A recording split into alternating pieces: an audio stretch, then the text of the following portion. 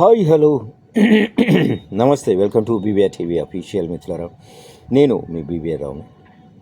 ఒక ఆసక్తికరమైన కథనం ఇక్కడ కనిపిస్తుంది. ఏంటంటే, మహారాష్ట్రలోని నాగపూర్లో ఉన్న దీక్షా భూమి ఒక పవిత్ర స్థలంగా, సామాజిక విప్లవానికి ప్రేరణ భూమిగా, అంటే స్ఫూర్తిదాయక భూమిగా పరిగణించబడుతుంది. ఇది నాస్తికవాదాన్ని అనుసరిస్తూ వర్గ సంఘర్షణలు, వివక్ష, అసమానతలకు వ్యతిరేకంగా సామాజిక చర్యలకు పునాది వేసిందట. అంతేకాకుండా ఇది భారతదేశంలో అంబేద్కర్ బౌద్ధ మతానికి మొదటి పుణ్యక్షేత్రం కూడా. ప్రతి సంవత్సరం లక్షలాది మంది యాత్రికులు దీక్షాభూమిని సందర్శిస్తారు. ముఖ్యంగా ధమ్మచక్ర ప్రవర్తన్ దినం, అంటే సామ్రాట్ అశోక విజయదశమి, సామూహిక మత మార్పిడి వేడుక రోజు.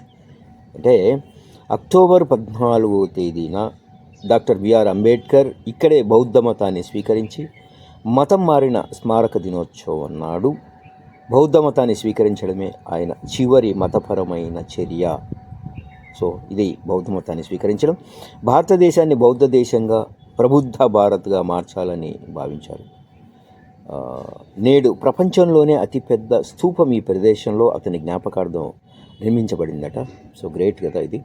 నాగవంశీ వంశానికి చెందిన మెజారిటీ ప్రజలు మనుగడ సాగించిన బుద్ధుని బోధనలను బలంగా అనుసరించిన పురాతనమైన ప్రదేశం నాగభూమి. ఇప్పుడు భారతదేశంలోని ప్రజాస్వామ్య గణతంత్ర రాష్ట్రమైన మహారాష్ట్రలో ఇది ఉండడం. సో ఏంటంటే దీక్షా భూమి అంటారు దీన్ని. ఇప్పుడు అంబేద్కర్ అప్పుడు మతం మారిన రోజు ఆ ప్రదేశం. దీక్ష అంటే అక్షరాల ఆజ్ఞాపించే చర్య, భూమి అంటే భూమి. సో ఇది అర్థం. దీక్షాభూమి అంటే ప్రజలు బౌద్ధులుగా నియమించబడిన ప్రదేశం. ఒకే చోట జరిగిన ఈ మత మార్పిడి చరిత్రలో మొట్టమొదటిదేట. చాలా గ్రేట్ కదా. సో అంబేద్కర్ జీవితంలో గొప్ప ప్రాముఖ్యత కలిగిన 2 ప్రదేశాలలో దీక్షాభూమి ఒకటి.